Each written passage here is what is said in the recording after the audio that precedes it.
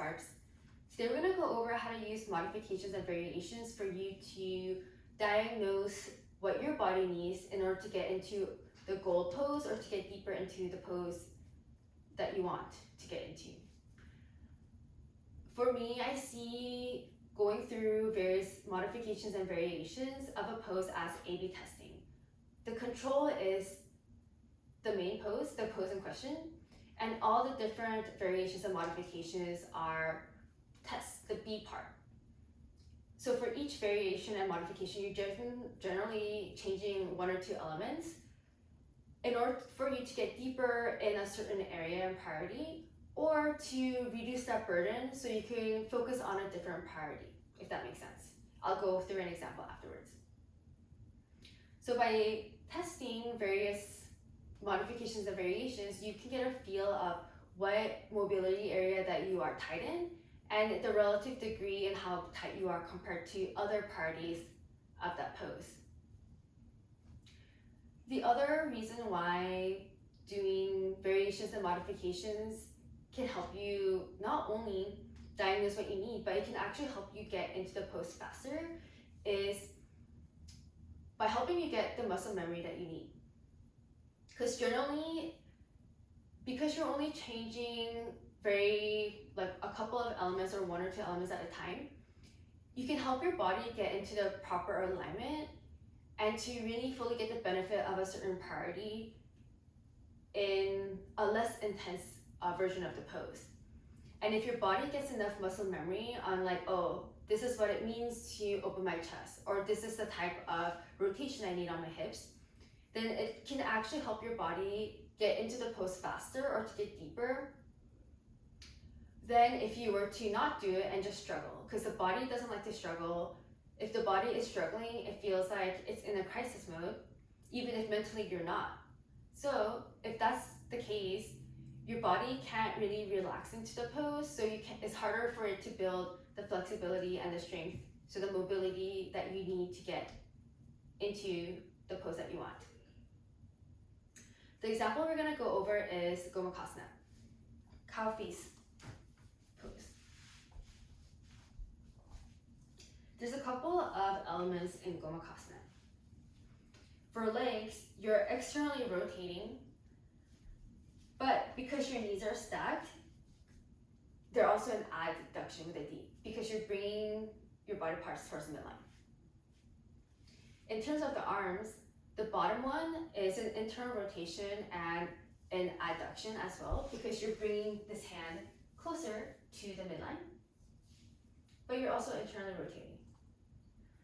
For the top hand, it's an external rotation, and you're opening up the front side of your chest, specifically your lats.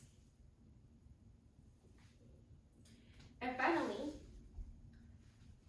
you're hinging. So you need to also have enough glute flexibility and low back flexibility in order for you to get deep into the hinge. So if that was your goal pose, then some of the modifications or variations that you can take are: 1, half Gomakasana. Stretch one of your legs out long, bend the opposite leg, and see if you can get into the proper alignment for your legs. So your knee should be stacked on top of your opposite knee, and these should be stacked in the same line, but also stacked vertically as well. If your knee is actually in the same line as your bottom knee, but you're not able to bring that knee down, then you might be missing external rotation. However, if you're the opposite, and this knee, the top knee, if it was basically actually stacked on top of the bottom one, it would be perfectly stacked, but you can't bring your leg towards the midline. That means you're most likely needing more work on your adduction. For your arms, you can sort of get a sense on what you might need by 1, this variation where you reach and grab your hand from in front of your chest instead of up above.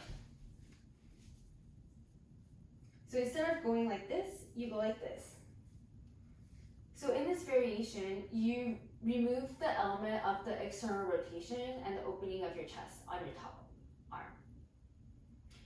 So if you can actually get into this, but you can't do it when it's up and above, that means the mobility on the top arm is the one that you have to work on, rather than the internal rotation and the adduction on your bottom arm. Another variation or modification you can do is using a yoga strap. I couldn't find mine, but let's say you have a yoga strap like this. You can floss it up and down to see where you are tighter at. So if this one is easier, then you need to work on your bottom arm, but if this one is harder, then you need to work on your top arm. But also see how your hands are aligned. So if they're aligned top and bottom, then you need more rotation to bring your hands closer to each other. If they could be close, but they're like here, then you need to work on your adduction and your lats to bring your hands closer so you can bind them. In terms of, but if you are in Gomukhasana, but you're not able to hinge, then there's a couple of ways you can go about it. You might not be able to hinge because even if you get the arms, it might be too tight. So that's why you can't hinge. Or your low back and your glutes are too tight, which is why you can't hinge. So in order to figure out what puzzle piece you need, you come into Gomukhasana legs.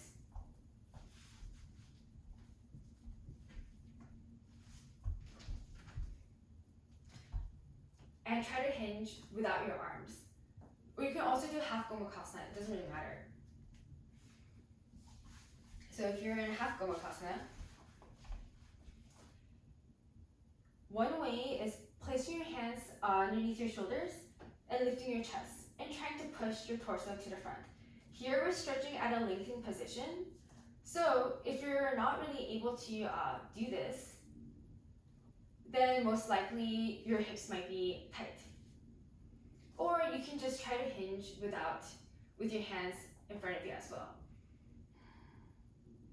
If you can't really get deep, but you're able to get into the arms, then most likely you might still need a little bit of shoulder mobility or maybe back mobility, but it might be your low back and your glutes might be too tight. If you can actually hinge with a flat back very well, but then if you include your arms and try it, you can't do it, then most likely your upper back, your shoulders might be a little bit tight. So you need to work on that to open up the space for your spine to hinge. Because this is one system.